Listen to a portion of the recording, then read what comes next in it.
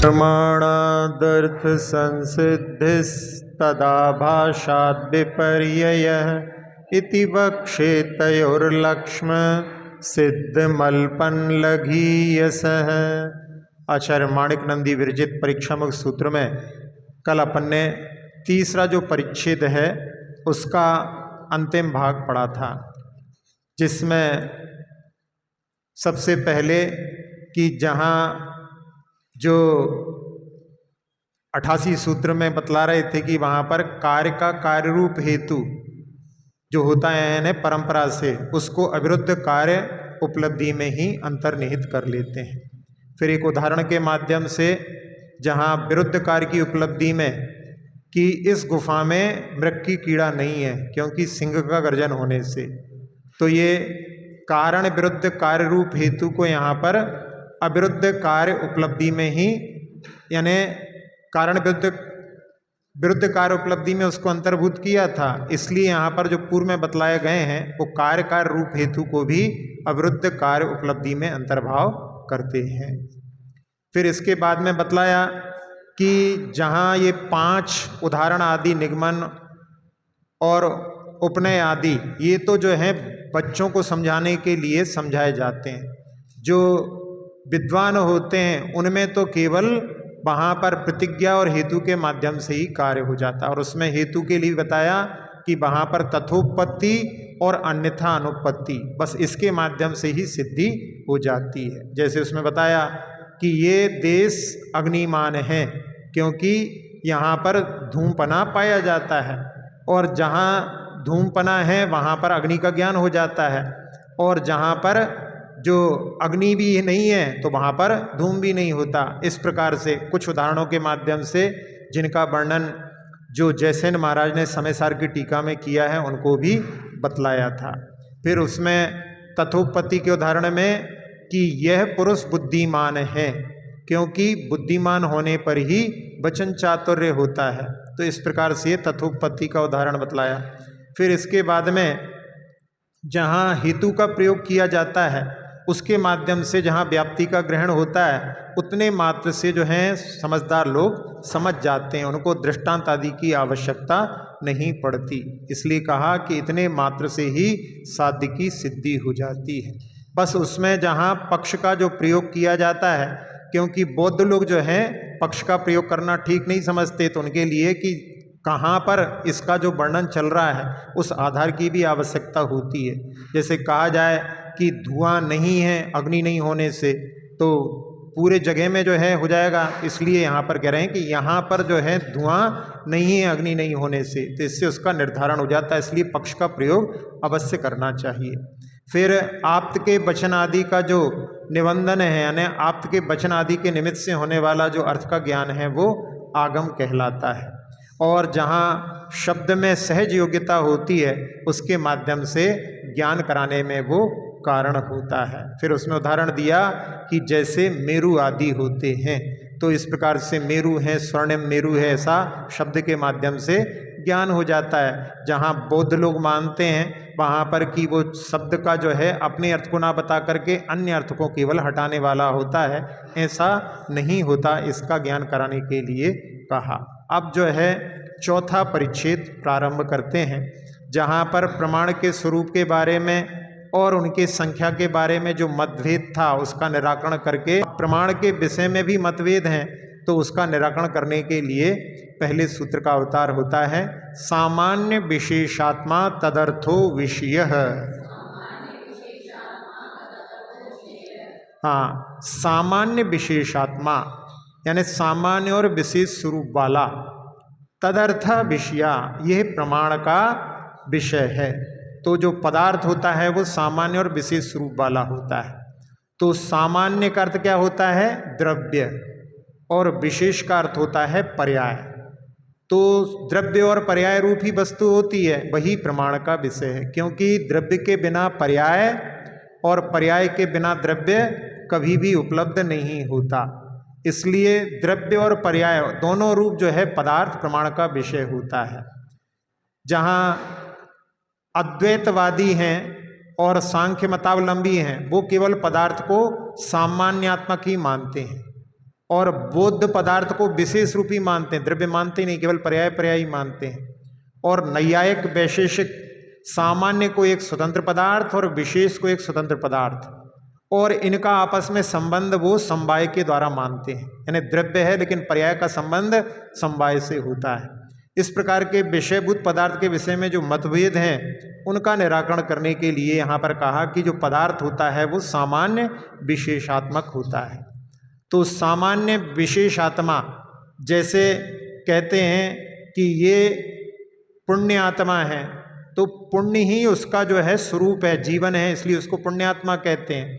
इसी प्रकार से जो पुद्गलात्मक पदार्थ होता है वो पुद्गलमय है, तो उसके लिए भी वर्णन किया जाता है। इसी प्रकार से जो भी पदार्थ होता है वो ना मात्र सामान्य होता है और ना विशेष होता है, वो सामान्य विशेष दोनों रूप होता है। इसलिए यहाँ पर वो पदार्थ जो होता है वो सामान्य विशेषात्मक होता है, यानी दोनों धर्मों से युक्त होता है। अब अनेकांतात्मक वस्तु के समर्थन के लिए दो हेतुओं का वर्णन करते हैं। अनुवृत्त व्यावृत्त प्रत्यय गोचरत्वात् पूर्वोत्तराकार परिहारावाप्ति स्थिति लक्षण परिणामेनार्थ क्रियोपत्तेश्च।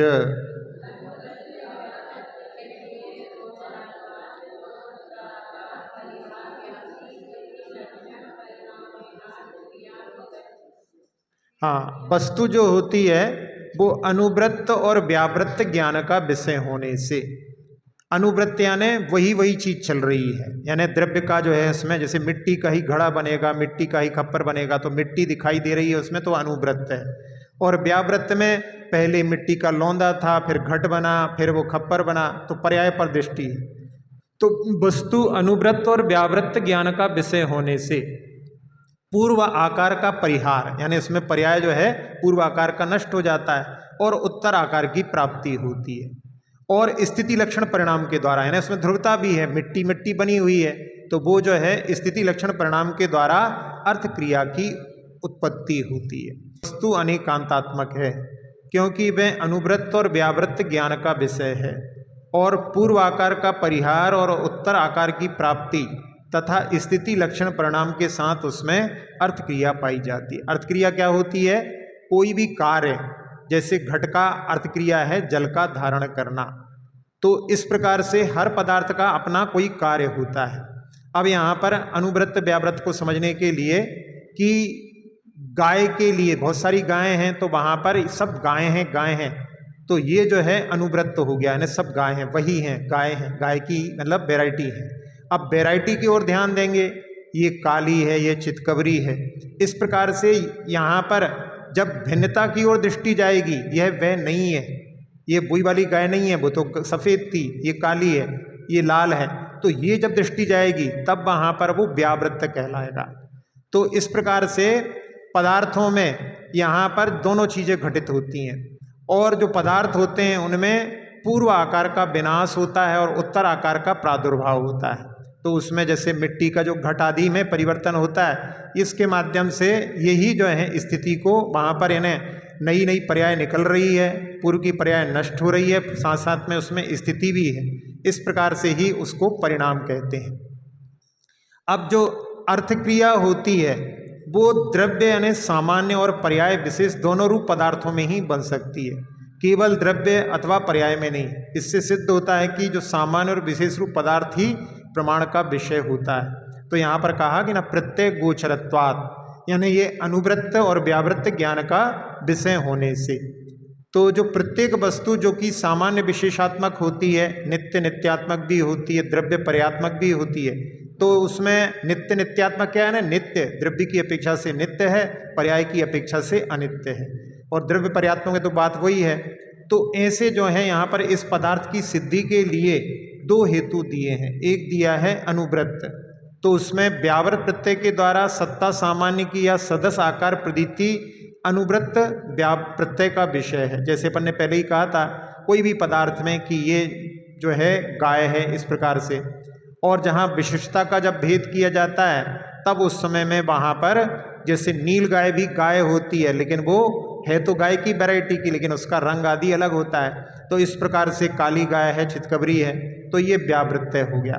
तो इस प्रकार से जहाँ उत्पाद व्यय और द्रव्य के द्वारा पूर्व का जो आकार है उसका छूटना होता है और अगली जो पर्याय है उसकी उत्पत्ति होती है, और स्थिति लक्षण बना रहना ये ध्रुव कहलाता है। जैसे उंगली के उदाहरण दिया था, उंगली को मोड़ लिया तो जो सीधी उंगली था उसका व्यय हो गया, मुड़ी हुई उंगली की उत्पत्ति हो गई, लेकिन उंगली में ही दोनों चीज़ें घटित हो रही हैं।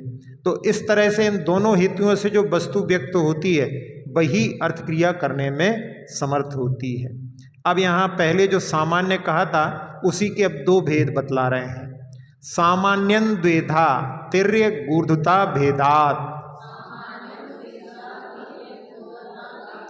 हाँ, एक तिर्यक और ऊर्ध्वता के भेद से सामान्य दो प्रकार का होता है। तो एक तिर्यक सामान्य और ऊर्ध्वता सामान्य, इस प्रकार से सामान्य के दो भेद हैं। अब इन्हीं को आगे जो है आचार्य महाराज स्वयं सूत्र के माध्यम से समझा रहे हैं। पहले तिर्यक सामान्य को उदाहरण सहित बतलाते हैं। सदृश परिणामस तिर्यक खंड मुंडादिषु गोत्वत्।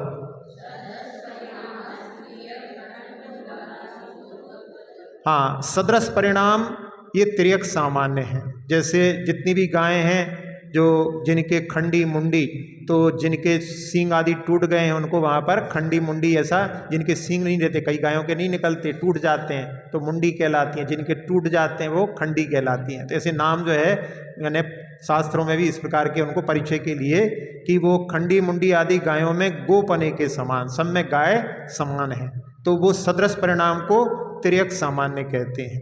तो इसके माध्यम से जहाँ एक जाति में जो समान धर्मिता होती है उसको तिर्यक सामान्य कहते हैं। जैसे जीव जाति में जानना देखना सामान्य धर्म है, मनुष्य जाति में मनुष्यत्व होता है, पशु में पशुत्व होता है, इसी प्रकार से गो में गोत्व होता है, ये सामान्य धर्म है।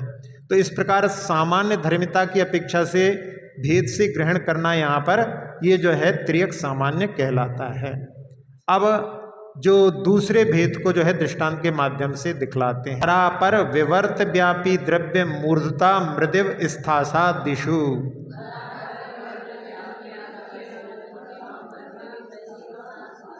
हाँ, क्या कह रहे हैं इसमें कि पर और अपर यानी पूर्व और उत्तर पर्यायों में जो व्याप्त होकर रहने वाले द्रव्य को ऊर्ध्वता सामान्य कहते हैं।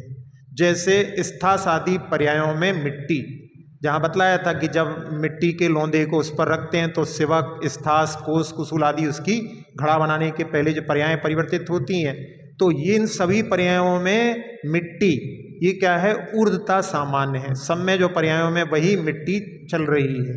तो इस प्रकार से तो उत्पाद व रूप पदार्थ पर्यायों में जो ध्रुव्य धर्म बना रहता है वही यहाँ पर ऊर्ध्वता सामान्य का लक्षण है। तो इस प्रकार से दो प्रकार के जो हैं यहाँ सामान्य के भेद हो गए। अब इसी प्रकार से विशेष के भी दो भेद होते हैं, तो इसीलिए कह रहे हैं अगले सूत्र में विशेषश्च। विशेष भी दो प्रकार का है, तो उसमें सबसे पहले भेद को बतला रहे हैं पर्याय व्यतिरेक भेदात। हाँ, इसमें जो है उनके पहले भेद को नहीं बता रहे हैं बल्कि जो है विशेष के ही दो भेद बता रहे हैं। तो पर्याय और व्यतिरेक के भेद से विशेष दो प्रकार का है। अब इसमें इनके भी जो हैं आगे भेद बतला, इनके ही जो है परिभाषा बतला रहे हैं। पर्याय विशेष का जो है स्वरूप और उदाहरण बतला रहे हैं। एकस्मिन् द्रव्ये क्रम भाविनः परिणामः पर्याया आत्मनि हर्ष विषादादिवत्।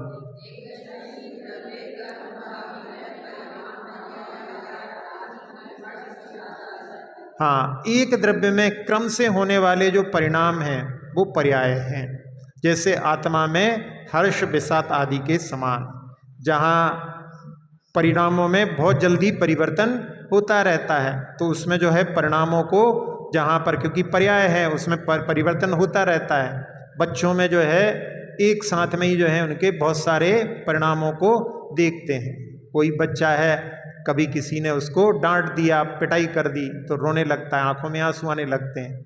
फिर वो उसके लिए टॉफ़ी आगे बढ़ाता है, तो आंखों में आंसू हैं लेकिन टॉफ़ी देख करके मुस्कुराहट भी जाती है। तो यानी दिखाई दे रहा है कि रो भी रहा है और साथ साथ में हंस भी रहा है। तो ऐसे उनमें जो बहुत जल्दी वहाँ पर देखने में आता है। जहाँ एक उदाहरण के रूप में पहले बतलाया था कि जो चंद्रनखा, जहाँ पुत्र का निधन हो गया है तो रुदन के भाव थे, और बाद में राम लक्ष्मण को देखा तो उनके प्रति अनुराग का भाव उत्पन्न हो गया। तो ऐसे जो है भावों में जहाँ परिणमन होता है तो वहाँ पर ये पर्याय का जो है पर्याय विशेष का उदाहरण है।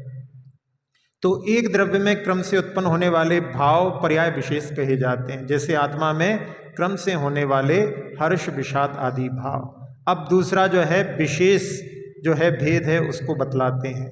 अर्थांतरगतो विसदस परिणामों व्यतिरेको गो महिषादिवत।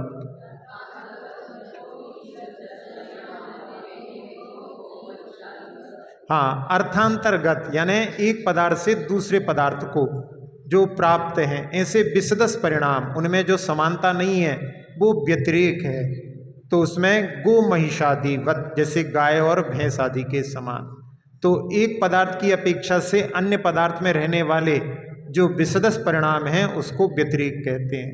तो जैसे गाय और भैंस में अलग अलग हैं, विलक्षणपन है, तो इसके माध्यम से तो ये जो है जैसे अन्य अर्थ यानी अर्थांतर, जैसे स्मृति ज्ञान से शुद्ध ज्ञान भी होता है तो उसमें अर्थांतर यानी जिस पदार्थ के बारे में अपन विचार कर रहे हैं उसको छोड़ करके जहाँ पर ज्ञान किया जाता है, तो ऐसे ही यहाँ पर अन्य अर्थ अर्थांतर कहलाता है। और उनको प्राप्त इस प्रकार का जो अर्थांतरगत शब्द का अर्थ है और उसमें विसदस परिणाम, विसदस परिणाम यानी समानता नहीं है।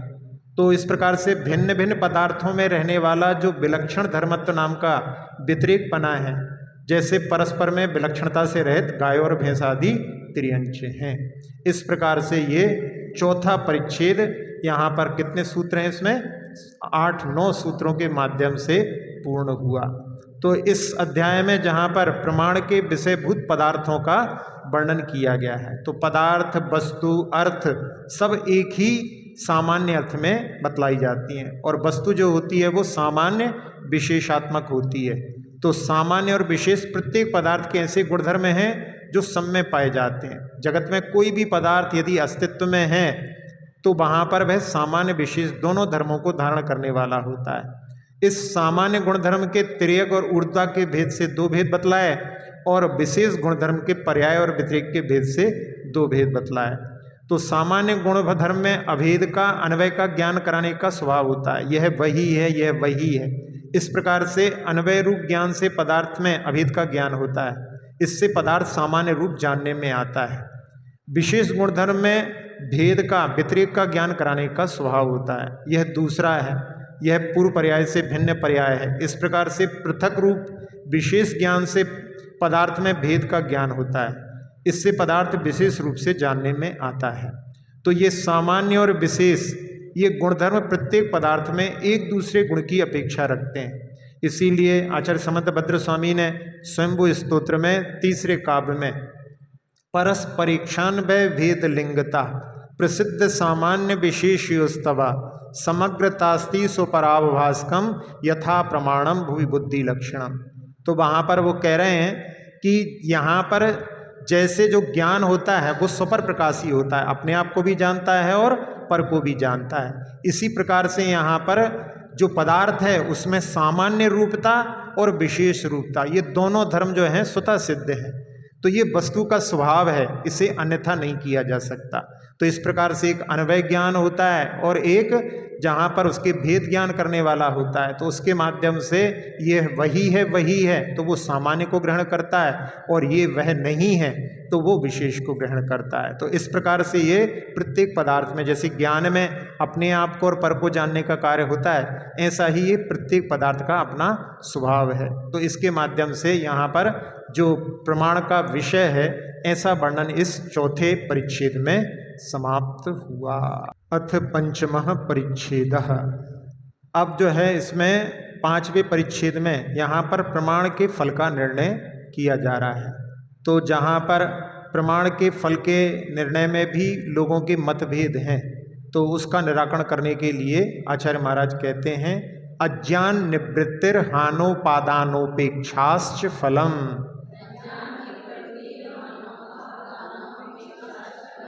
हाँ, अज्ञान की निवृत्ति और हान, उपादान और उपेक्षा ये प्रमाण के फल हैं। तो हान का अर्थ होता है त्याग, उपादान का अर्थ होता है ग्रहण और उपेक्षा का अर्थ होता है उदासीनता। तो अज्ञान की निवृत्ति भी होती है और हान, उपादान और उपेक्षा ये जो हैं प्रमाण के फल हैं।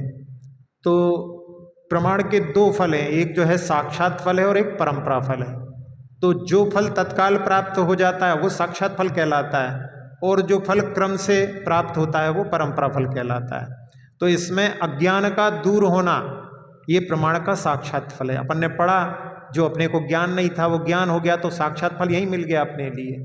अब उसको जब अपन ने पढ़ा उसके माध्यम से, जैसे किसी के विषय में पढ़ा, आइसक्रीम है, अब वो जिलेटिन आदि कैसे पदार्थों से बनती है, तो अपन ने जाना, तो अज्ञान की निवृत्ति हो गई। अब अपन उसका जो है त्याग कर दिया, तो त्याग हो गया।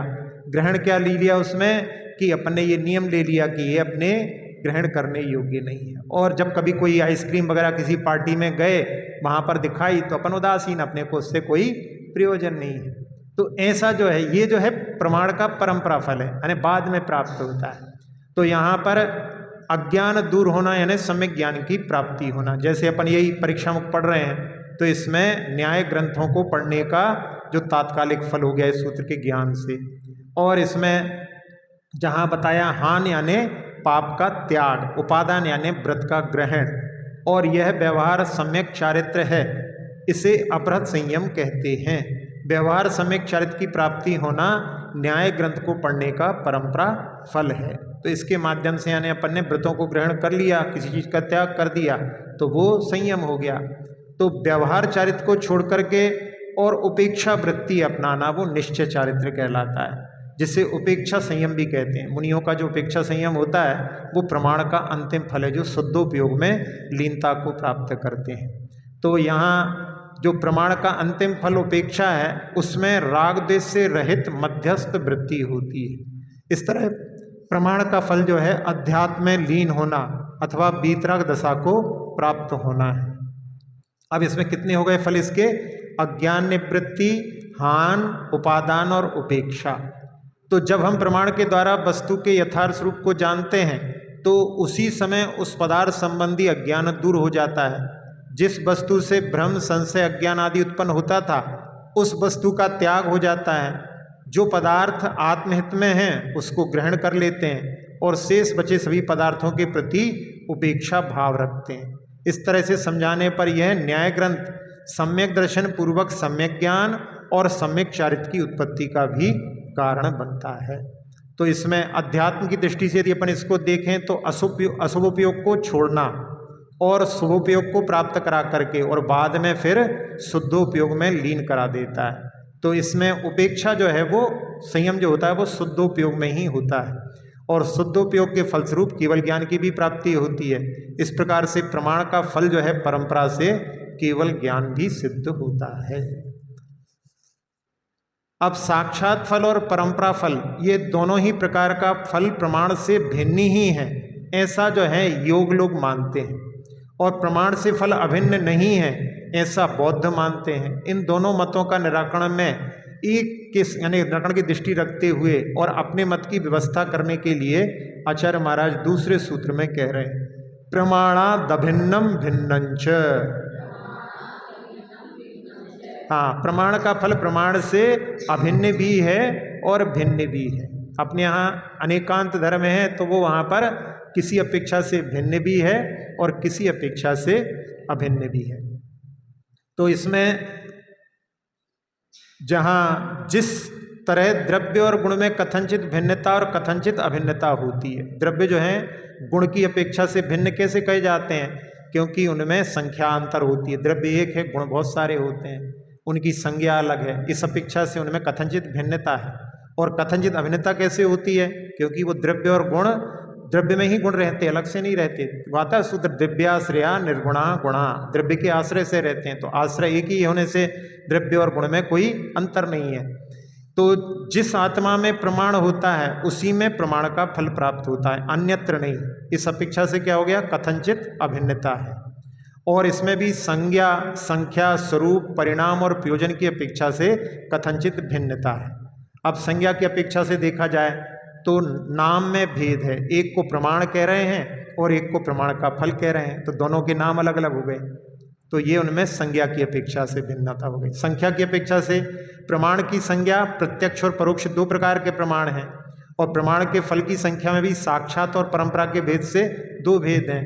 अब यहाँ उनके उपभेदों की अपेक्षा से देखें तो वहाँ पर साम व्यावहारिक प्रत्यक्ष अभी पढ़ करके आए अपन, मुख्य प्रत्यक्ष, फिर स्मृति, प्रतिविज्ञान, तर्क, अनुमान, आगम आदि, ऐसे प्रमाण की 7 संख्या होती है। जबकि अपन अभी प्रमाण का फल देख करके आए हैं 4 हैं। कौन कौन से? अज्ञान निवृत्ति, हान, उपादान और उपेक्षा। तो ये जो है अभी अभी पढ़ के आए हैं, तो प्रमाण के 4 फल हैं। स्वरूप की अपेक्षा से देखें तो प्रमाण का स्वरूप जहां अपन ने प्रथम परिच्छेद में पढ़ा था वहां पर प्रथम सूत्र में ही बतलाया था, और प्रमाण का फल जो है स्वरूप पंचम परिच्छेद के अभी अपन पढ़ रहे हैं, इसके प्रथम सूत्र में बतलाया गया है। तो दोनों का स्वरूप भी अलग अलग है। परिणाम की अपेक्षा से प्रमाण करण रूप परिणाम यानी जिसके द्वारा जाना जाता है, और फल क्रिया रूप परिणाम यानी जो फल क्रिया के रूप में प्राप्त हुआ। फिर प्रयोजन की अपेक्षा से प्रमाण का प्रयोजन पदार्थ की संसिद्धि है, यहाँ सूत्र में ही पढ़ते थे प्रमाणादर्थ संसिद्धि, और प्रमाण फल का जो है प्रयोजन क्या है? उपेक्षा, उपेक्षा प्राप्त करना, केवल ज्ञान प्राप्त करना, ये प्रमाण का परंपरा से फल है। तो इस प्रकार से प्रमाण जो है भिन्न भी है और अभिन्न भी है। अब कथनचित अभेद का समर्थन करने के लिए हेतु रूप सूत्र कहते हैं, यह प्रमीमीते साएव निवृत्ता ज्ञानो जहात्यादत्ते उपेक्षते चेति प्रतीते।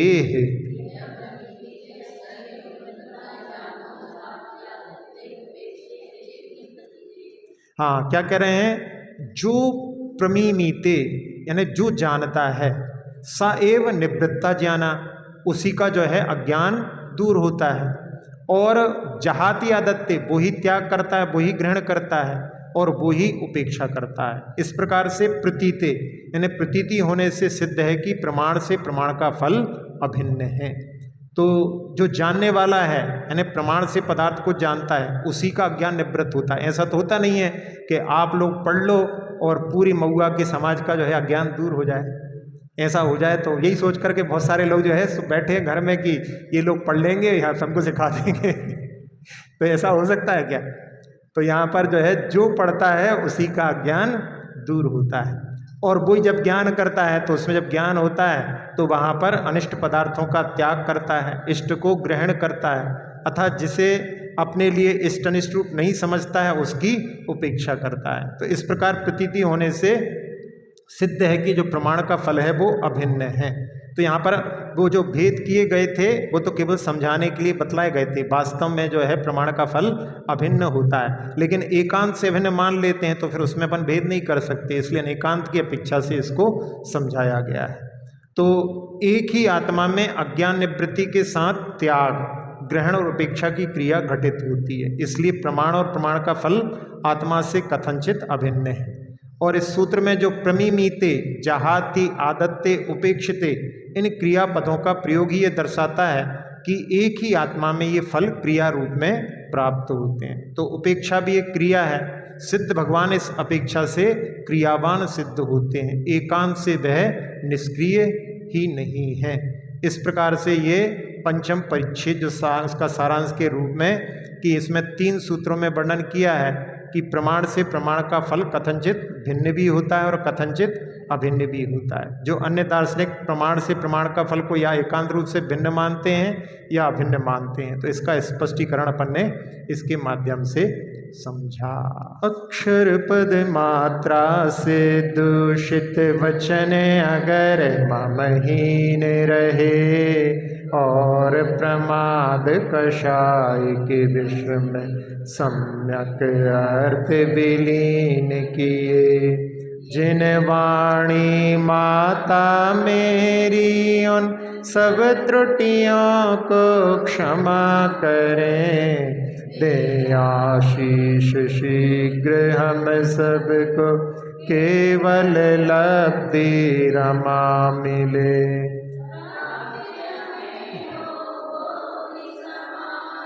परिणामों की शुद्धि हो, निज आत्म उपलब्ध हमें हो, शाश्वत सुख की सिद्धि हो।